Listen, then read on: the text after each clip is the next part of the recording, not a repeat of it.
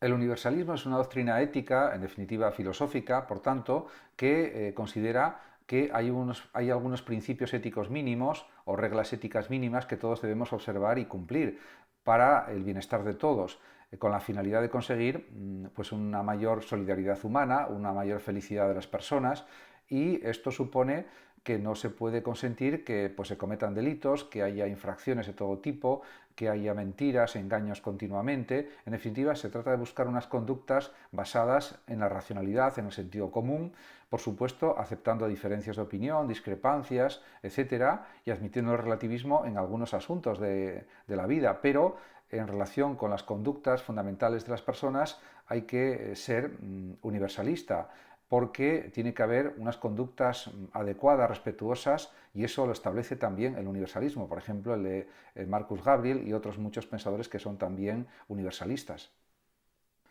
El relativismo es una actitud filosófica que niega la existencia de conocimientos universales absolutamente verdaderos, porque siempre dependen del punto de vista de los sujetos cognoscentes. Pero esto no nos debe hacer caer en el escepticismo más absoluto, en negar que existe un conocimiento verdadero, que conocemos los objetos realmente tal como los vemos.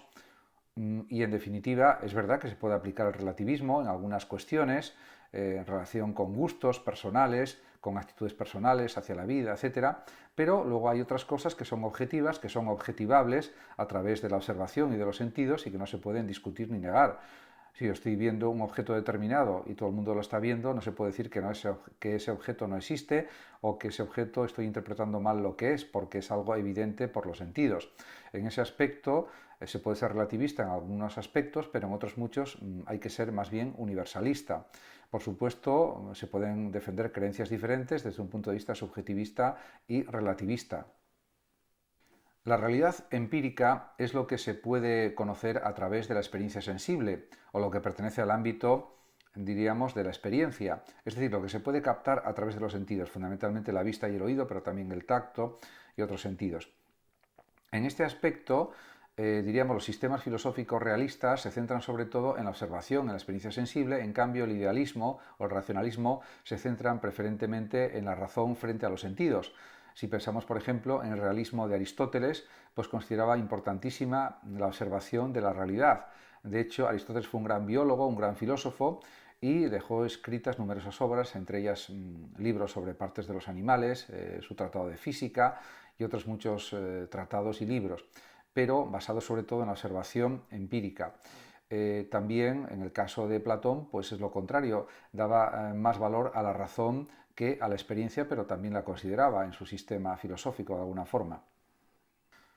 La razón de Estado puede entenderse de muchas formas diferentes porque depende de los teóricos políticos que la definen, que la explican, que la explicitan en sus libros, en sus artículos, etc. Pero también puede entenderse la razón de Estado según la entiende Maquiavelo y se refiere a las medidas racionales que un gobernante pues, debe tomar con objeto de conservar la salud y la fuerza de un Estado político. Actualmente esta expresión se utiliza para justificar las medidas ilegítimas tomadas por un gobierno con la finalidad de mantener el poder o mejorar su posición frente a sus opositores políticos. Esta me parece una definición también muy apropiada y muy acertada. En ese sentido, la razón de Estado no lo puede justificar todo. Puede justificar el beneficio de los ciudadanos, en el sentido de, diríamos,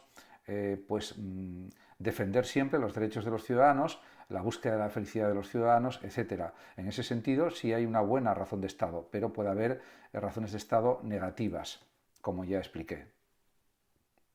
El principio de indeterminación o incertidumbre de Werner Heisenberg, un gran físico alemán, es realmente un principio de la mecánica cuántica, según el cual cuanta mayor certeza se busca en determinar la posición de una partícula subatómica, menos se conoce su cantidad de movimiento lineal. En ese aspecto, ese margen de indeterminación en cuanto a la posición que ocupa la partícula subatómica es pequeñísimo, pero se puede observar actualmente ya con microscopios electrónicos muy sofisticados, muy potentes, y en definitiva también plantea que la mecánica cuántica es una mecánica, diríamos, probabilista, no es una mecánica absolutamente segura, como pretendía, por ejemplo, el propio Albert Einstein, que no entendía muy bien por qué era posible la mecánica cuántica, porque hay una famosa frase de Einstein que dice Dios no juega a los dados, y esa indeterminación cuántica pues es como jugar a los dados de alguna forma, en cierto sentido amplio del término. En definitiva, es importante este principio. Persona es un término que procede del griego antiguo, de prosopon, que significaba máscara en la antigüedad griega, porque cuando se realizaban representaciones teatrales en el Teatro Dionisos, por ejemplo, debajo de la Acrópolis, en Atenas, y en otros teatros de la antigua Grecia, pues los actores portaban una máscara que hacía también como de resonador, para que su voz se escuchara con más fuerza, con más intensidad, y de esa manera el público se enterara perfectamente de los diálogos de los personajes en las obras de teatro. Realmente también hay que decir que el concepto de persona fue definido por un pensador romano, Boecio, Severino Boecio, en su libro La consolación de la filosofía, y en ese sentido la define a la persona como sustancia individual de naturaleza racional. Eso es una persona. También se puede pensar en la persona como entidad jurídica, que es sujeto de derechos, y en ese sentido es otro de los significados que se puede atribuir al término persona.